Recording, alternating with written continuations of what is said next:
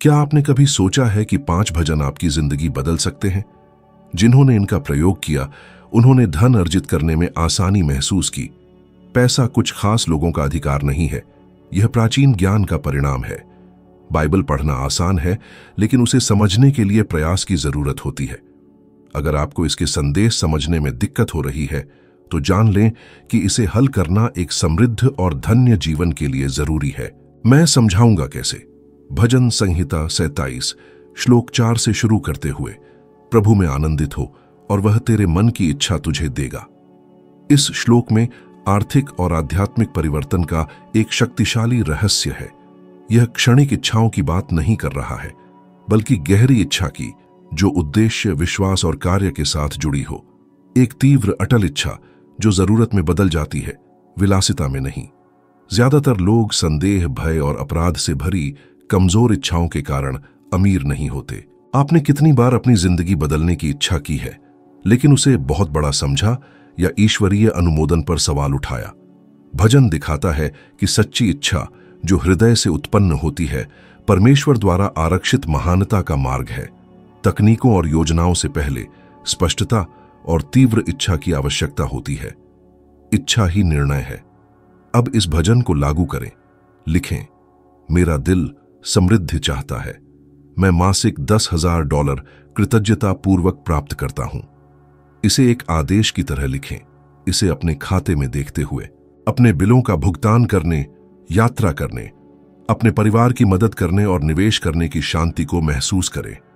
यह कल्पना नहीं है, यह आंतरिक निर्माण है।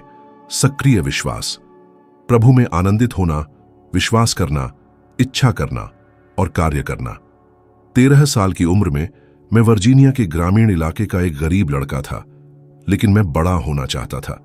मैंने अपने स्थानीय समाचार पत्र माउंटेन रिपोर्टर को लिखना और बेचना शुरू कर दिया। मुझे थोड़े पैसे मिले, लेकिन इस बात का यकीन था कि मेरे सपने बेतुके नहीं थे।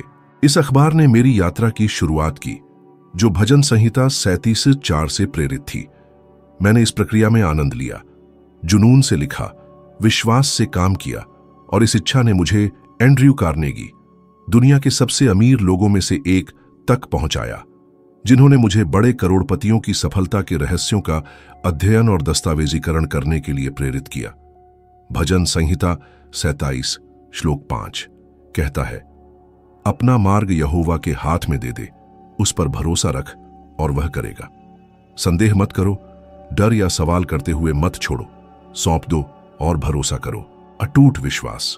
बहुत से लोग खुद पर भी भरोसा नहीं करते, तनाव में रहते हैं, संदेह करते हैं, सबसे बुरा होने की उम्मीद करते हैं। जब अवसर आता है तो संदेह पैदा होते हैं। क्या यह सही होगा? अगर यह धोखा हो तो भरोसा करो। अगर आप खुद पर भरोसा नहीं करते हैं तो किसी बड़ी शक्ति पर भरोसा करें।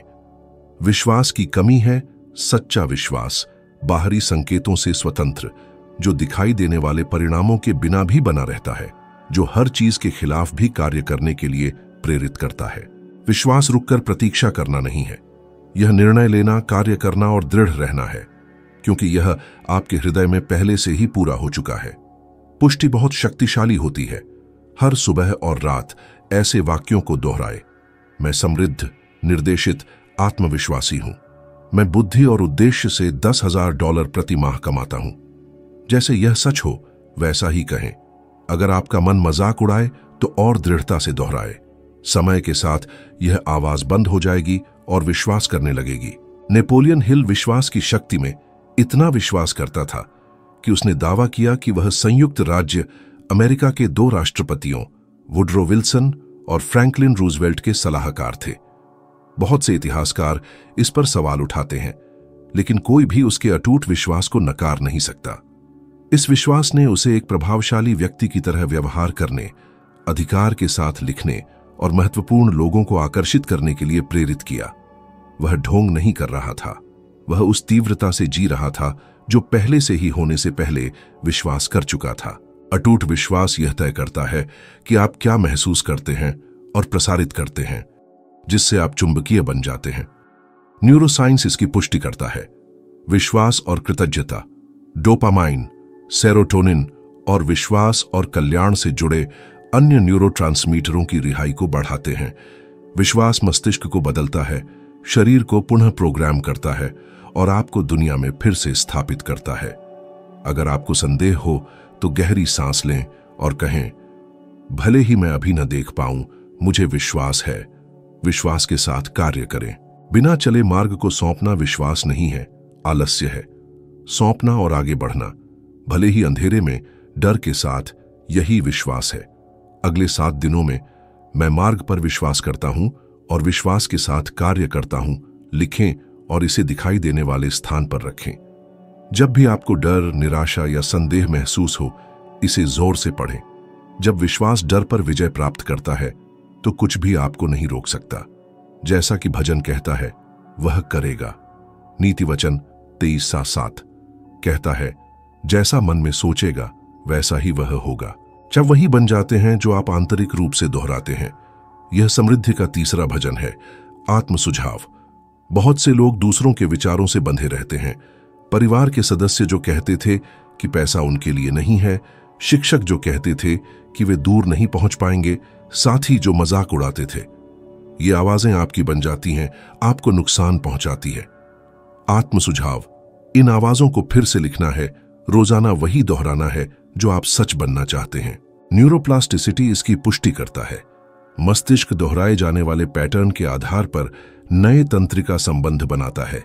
मैं समृद्ध हूं कहने से एक समृद्ध व्यक्ति की पहचान बनती है। आवश्यक विवरण भावना है। भावना के बिना वाक्यों को दोहराने से वे स्थापित नहीं होते। कृतज्ञता, विश्वास और मानसिक चित्रों के साथ उन्हें व्यक्त करने से गहरी जड़ें बनती हैं। नेपोलियन हिल ने अपनी पुस्तक में अपने अदृश्य सलाहकारों के साथ रात की मानसिक बैठकों का वर्णन किया है। Abraham Lincoln, Thomas Edison, Henry Ford, जिनसे उन्होंने सलाह मांगी थी। हालांकि यह अजीब लग सकता है, लेकिन इस रचनात्मक कल्पना ने समाधान और स्पष्टता तक पहुंच की अनुमति दी, जैसे कि उनके पास प्रतिभाशाली लोगों की एक परिषद थी।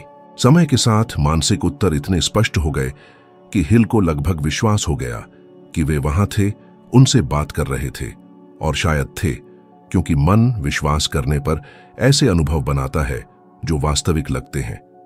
किसी साधारण चीज से शुरुआत करें। 3 कथन चुनें, जैसे मैं समृद्ध होने के योग्य हूं, पैसा अप्रत्याशित तरीकों से मेरे पास आता है, मैं सही अवसरों के लिए निर्देशित हूं। इन्हें लिखें और दिखाई देने वाले स्थानों पर रखें। बाथरूम का दर्पण, रेफ्रिजरेटर, मोबाइल फोन। इन्हें जोर से पढ़ें, सुबह और रात, हर शब्द को महसूस करते हुए। सकारात्मक बैंक बैलेंस, बच्चों की मुस्कान, नया घर, शांति की कल्पना करते हुए। यह सक्रिय विश्वास है, मानसिक पुनर्प्रोग्रामिंग है। अगर आपका मन इस पर जोर दे कि यह मूर्खता है, तो याद रखें कि इसे सालों से छोटा सोचने के लिए प्रोग्राम किया गया है। यह प्रतिरोध पुरानी प्रणाली है जो जीवित रहने की कोशिश कर रही है।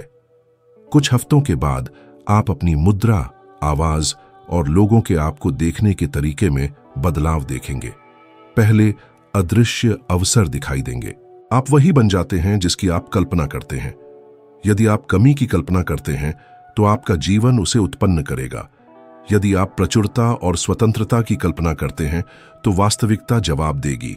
जादुई रूप से नहीं, बल्कि आंतरिक परिवर्तनों के माध्यम से जो ठोस कार्यों की ओर ले जाते हैं, जो भाग्य को बदलते हैं। अगले 7 दिनों में इस अभ्यास का पालन करें। अपने कथन चुनें। 3 मिनट का सुबह और रात का अनुष्ठान बनाइए। अपनी मानसिकता को उस चीज के साथ संरेखित करते हुए जो पहले असंभव लगती थी। जैसा आप कल्पना करेंगे वैसा ही आप होंगे। यह रूपक नहीं है, यह एक अदृश्य नियम है। देखो, भाइयों का एक साथ रहना कितना अच्छा और कितना प्रिय है। भजन संहिता 133 श्लोक 1। यह भजन एकता की शक्ति को प्रकट करता है। केवल साथ रहना ही नहीं, बल्कि उन लोगों के साथ जुड़ना जो बड़ा सोचते हैं, आपके सोचने के स्तर को ऊंचा उठाते हैं और एक ही दृष्टि को साझा करते हैं। एक अदृश्य ऊर्जा सक्रिय हो जाती है जब मन एक सामान्य उद्देश्य से जुड़ते हैं। नेपोलियन हिल का मास्टरमाइंड एक ऐसा गठबंधन जहां पूर्ण भागों के योग से अधिक होता है। अधिकांश लोग अकेले समृद्ध होने की कोशिश करते हैं, विचारों और सपनों को छिपाते हैं, लेकिन अलगाव एक ऐसा कारावास है जो उत्साह और रचनात्मकता को समाप्त करता है। जो अकेला चलता है वह ज्यादा जल्दी थक जाता है।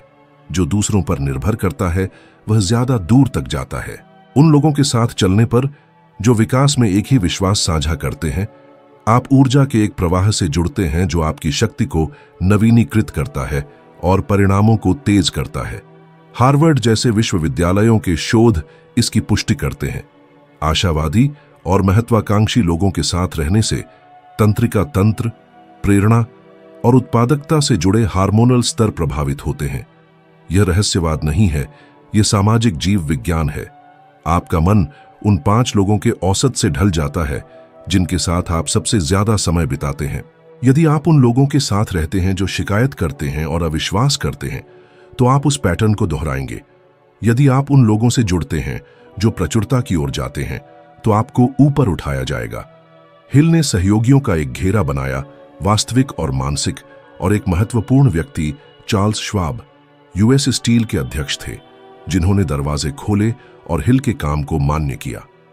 बड़े विचार तब पनपते हैं जब वे अन्य प्रतिबद्ध मन में जड़ जमा लेते हैं। यदि आपके पास अपने लक्ष्यों को साझा करने के लिए कोई नहीं है, तो अपने शक्ति समूह का निर्माण शुरू करें।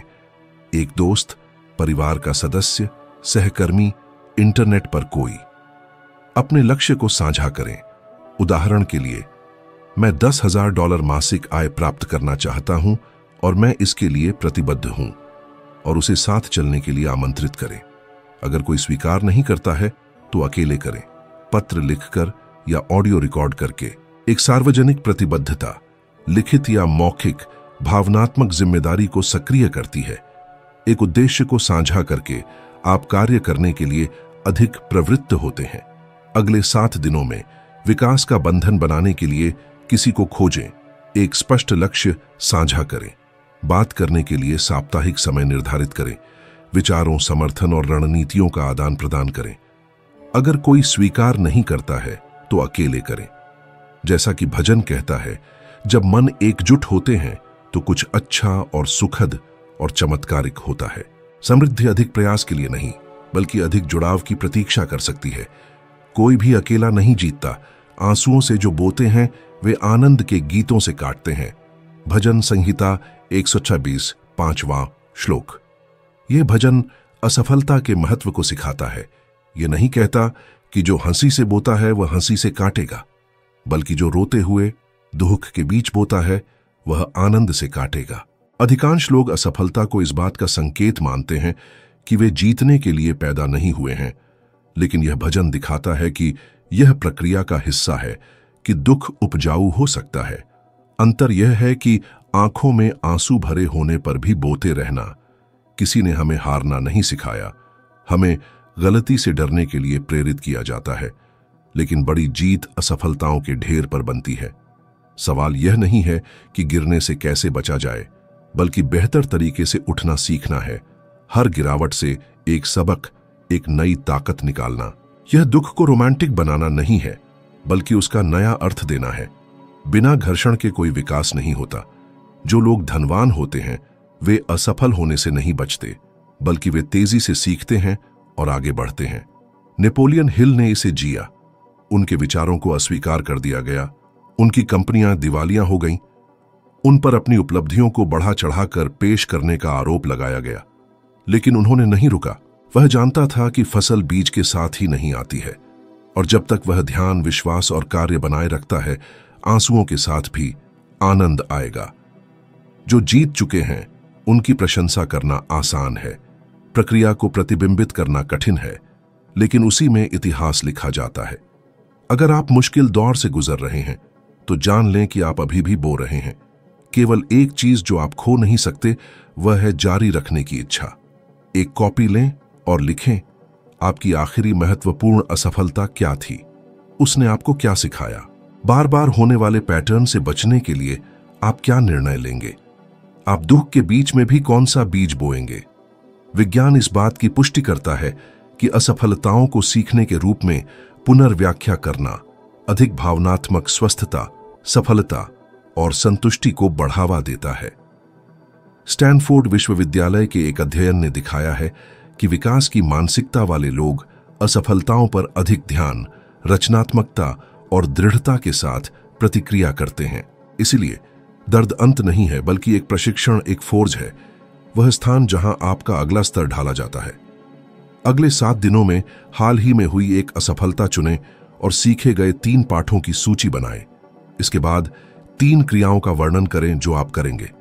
अंत में असफलता के लिए आभार व्यक्त करें, क्योंकि केवल वही जो दर्द के लिए आभारी है भविष्य के आनंद के योग्य है।